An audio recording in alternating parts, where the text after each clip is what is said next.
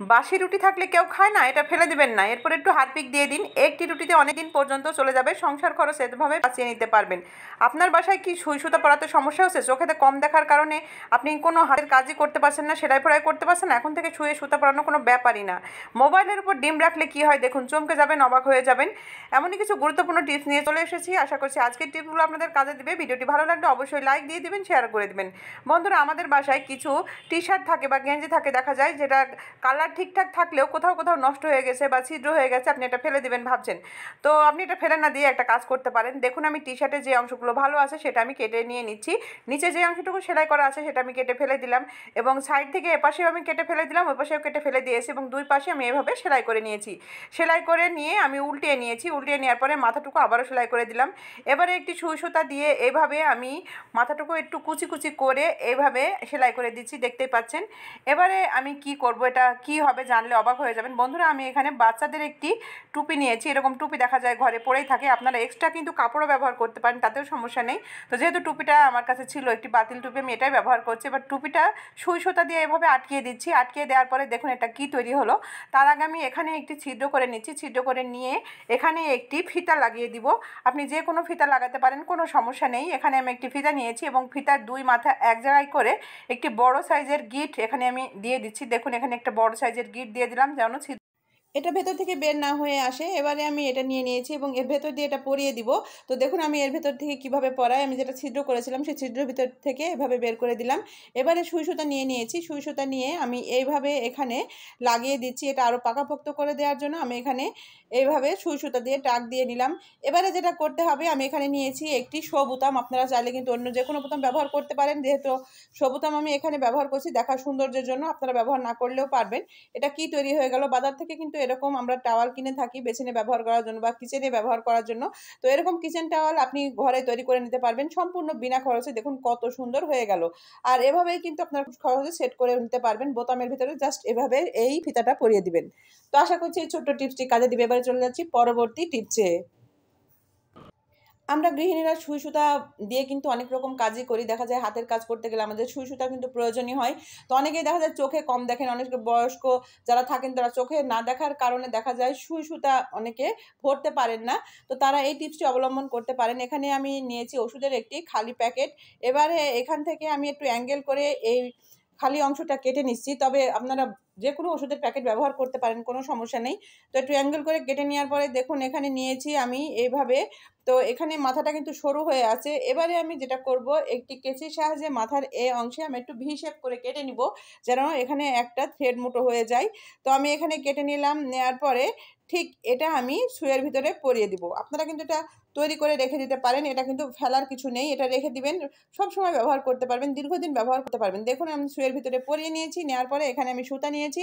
সুতাটা নেওয়ার পরে যে সুইয়ের মাথা দিয়ে বের হয়ে আসে ওষুধের এইটা, আমি সেই ভি শেপের কাছে কেটেছিলাম সেটার ওপরে এটা পরিয়ে দিলাম। দেওয়ার পরে এটা আমি আস্তে করে টান দিব। দেখুন কত সহজে কিন্তু সুইয়ের সুতা পরানো হয়ে যাবে। দেখুন কত সহজে হয়ে গেল।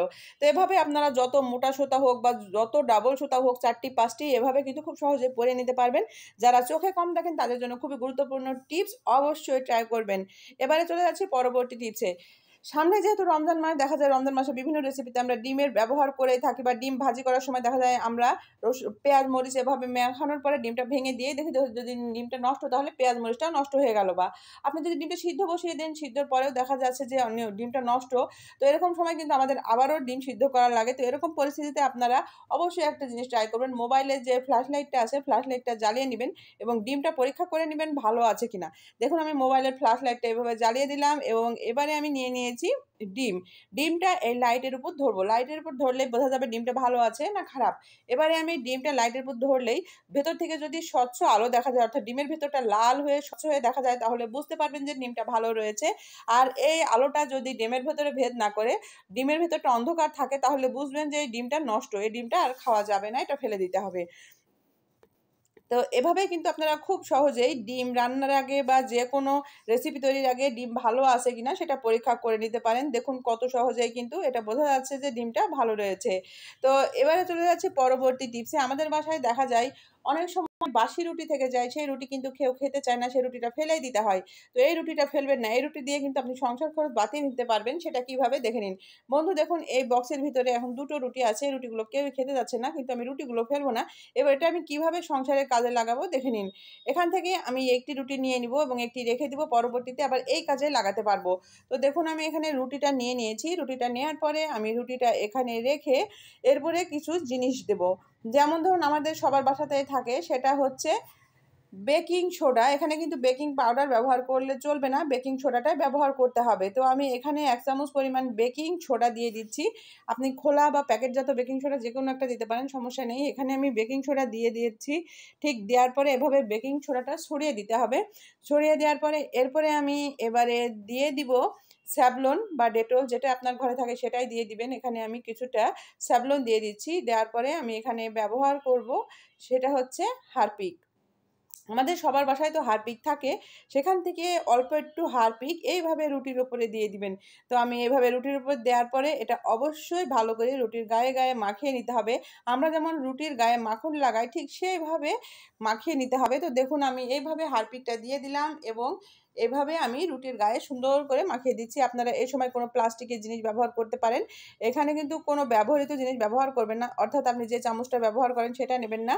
তো আমি এখানে কেক কাটার জন্য যেই ওয়ান টাইম চামচগুলো দেয় সেটাই ব্যবহার করছি। তো আমি এটা এভাবে ভালো করে লাগিয়ে দিচ্ছি। লাগিয়ে দেওয়ার পরে এটা আমি কি করব, এটা আমি কিন্তু অবশ্যই পিস, পিস করে কেটে নিব। কেননা এটা আমাকে অনেকদিন চালাতে হবে। তো এটা আমি এবারে একটি নাইফের সাহায্যে ছোট, ছোট টুকরো করে কেটে নিচ্ছি। আপনি প্রয়োজন অনুযায়ী ছোট, ছোট টুকরো করে কেটে নিবেন। তো আমি এইভাবে এপাশ ওপাশ করে সুন্দর করে ছোট, ছোট টুকরো করে কেটে নিচ্ছি। খুব বেশি কিন্তু বড় সাইজ করা যাবে না, কেন এতটা আমাদের লাগবে না। তো আমি প্রথমে ৪ টুকরো করে নিলাম এবং এপাশ ওপাশ থেকে ছোট, ছোট করে কেটে নিচ্ছি। দেখুন ঠিক এভাবে আপনারা কেটে নিবেন। কেটে নেওয়ার পরে এটা কি করবেন? বন্ধুরা এই জিনিসটা রেখে দিবেন আপনার ঘরের কোণায়, কোণায়। কেন রাখবেন? আমাদের বাসায় দেখা যায় এই গরমের সময় কিন্তু ইঁদুর, টিকটিকি, তেলাপোকা, পিঁপড়ার উৎপাতটা বেড়ে যায়। তো আপনি এটা যদি ঘরের কোণায়, কোণায় রেখে দেন, ওরা কিন্তু রুটি খেতে আসবেই। রুটি খেতে এসে এইখানে যে হারপিক, বেকিং সোডা, স্যাভলন দেয়া আছে, এটা খেয়ে কিন্তু ওরা সহ্য করতে পারবে না, পেট ফুলেই মারা যাবে। সেক্ষেত্রে কিন্তু আপনার সংসারের এই রুটিটাও নষ্ট হলো না, আর বাজার থেকে কোনো রকম জিনিস কিনে ওদের মারারও ব্যবস্থা করা লাগলো না। আপনি ঘরেই কিন্তু খুব সহজেই এটা করে নিতে পারবেন। তো এটা আপনারা দীর্ঘদিন ব্যবহার করতে পারবেন। রুটিটা শুকিয়ে গেলেও কোনো সমস্যা নাই। দীর্ঘদিন ধরে এটা চালিয়ে নিতে পারবেন। এভাবে আপনারা প্রতিটা রুটির টুকরো অবশ্যই দিয়ে রাখবেন। আর এটা কিন্তু রাতে করবেন এবং দিনের বেলায় যদি বাসায় বাচ্চা থাকে, বাচ্চারা ওঠার আগেই সরিয়ে ফেলবেন। কেননা বাচ্চারা যেন এটা খেয়ে না ফেলে সেটা কিন্তু আপনাদের খেয়াল রাখতে হবে। তো ঠিক এইভাবে আমি সংসার খরচ কিন্তু অনেকটা বাঁচিয়ে নিতে পারি বা আমরা সবাই বাঁচিয়ে নিতে পারি। ভিডিওটি অনেক উপকারী, অবশ্যই ট্রাই করবেন। ভালো লাগলে লাইক দিয়ে দিবেন, শেয়ার করে দিবেন, সবাইকে দেখার সুযোগ করে দিবেন। সবাই ভালো থাকবেন। চলে আসবো নিত্য নতুন টিপস নিয়ে। সে পর্যন্ত বিদায় নিয়ে নিচ্ছি। আল্লাহ হাফেজ। আসসালামু আলাইকুম।